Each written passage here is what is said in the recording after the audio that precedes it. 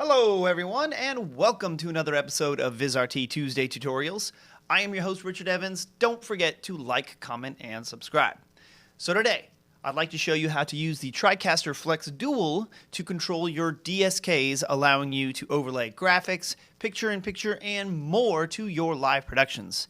An essential tool in producing live video, so let me show you how it's done, son.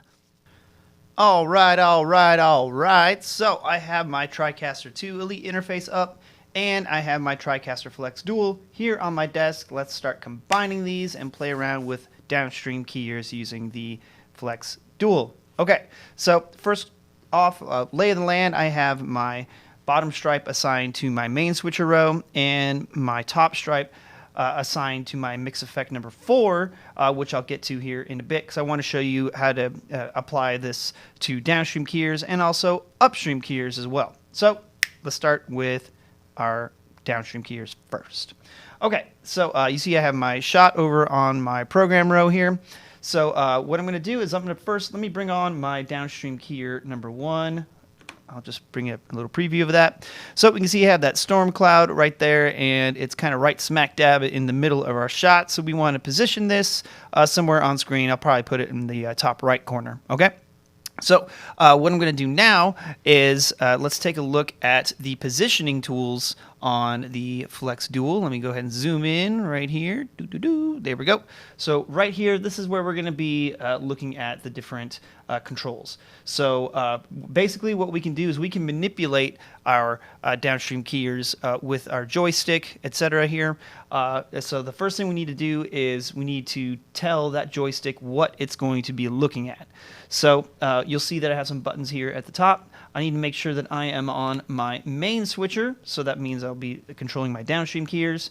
And then underneath here, I have my different buttons for my keyers. So I'm going to be manipulating keyer number 1.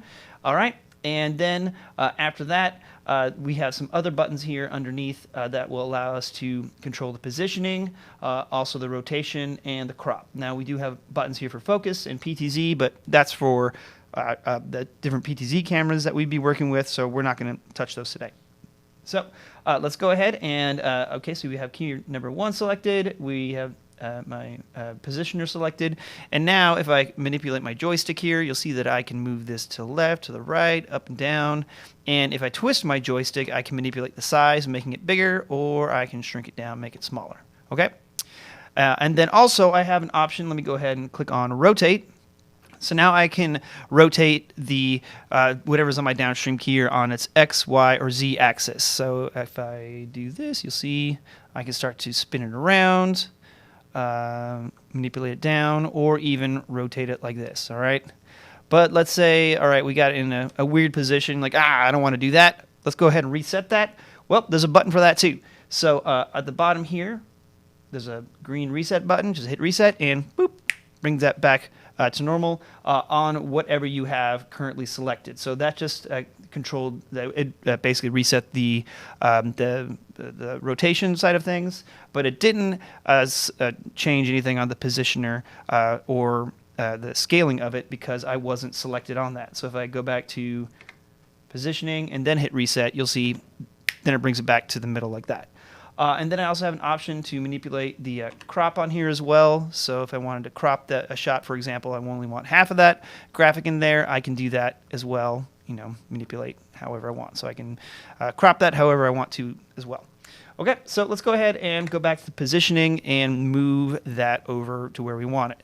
So I'll just go ahead and shrink it down and then move it over here like so. All right, that looks decent. Okay, so now from here, let's go ahead and bring that on screen, which means I need to zoom back out. And on my bottom stripe here, again, that is assigned to my main switcher. I have my keyer tools here, so let's go ahead and just bring that on. Hit take, boom, it's on. Take it off, or I can hit auto, and that will allow me to bring it on screen using the transition that I have selected for that downstream keyer. Okay, cool. All right, pretty cut and dry on that one. So now let's take a look. We're going to change that, and let's go ahead and bring up my mix effect number 4, which will be on my top stripe. So Let me go ahead and just bring this up on my program just so you can see what's going on here. And let's put it on preview as well. Cool. That way we have double. Haha. Okay, so now what we need to do, let's go back up to the top portion of the Flex Dual. And now what I need to do is, since I'm no longer going to be looking at my downstream keyers, I'm going to be looking at my upstream keyers, we need to tell, again, that joystick what it's going to be looking at. So I'll go ahead and select Mix Effect 4, like so, and then make sure that I have the key that I want selected, which is going to be keyer number 1. Let me go ahead and open that up on my interface too so you can see that. All right. So I'm using the same graphic, that storm cloud here. So now let's go ahead and bring that on. Now, since this works differently than the main switcher as far as being able to preview that graphic, I'm just going to go ahead and bring it on screen real quick. All right, so let's go ahead and bring that on. All right, so I have my keyer, my upstream keyer number 1 selected, and let me go ahead and manipulate that. So now I can move that around. Let's go ahead and put it in this corner. Like so. There we go. Cool. And what's awesome about that is the upstream keyers and downstream keyers do work independently of each other. So if I bring on my downstream keyer, for example, you'll see that the original position that I had is over on the right and not the one that I just manipulated over here in the top left. Cool. So a lot of awesome things that you can do with this. I highly recommend playing around with it like I'm doing right now. Whee! And of course, have some fun. There you have it, yet another awesome way to use the TriCaster Flex Dual in your live productions. Now, for more tutorial videos like this one, be sure to subscribe to the VizRT YouTube channel at youtube.com/VizRTofficial. And you can find more information about the TriCaster Flex Dual and other VizRT products and services by contacting your local VizRT partner or visiting our website, VizRT.com.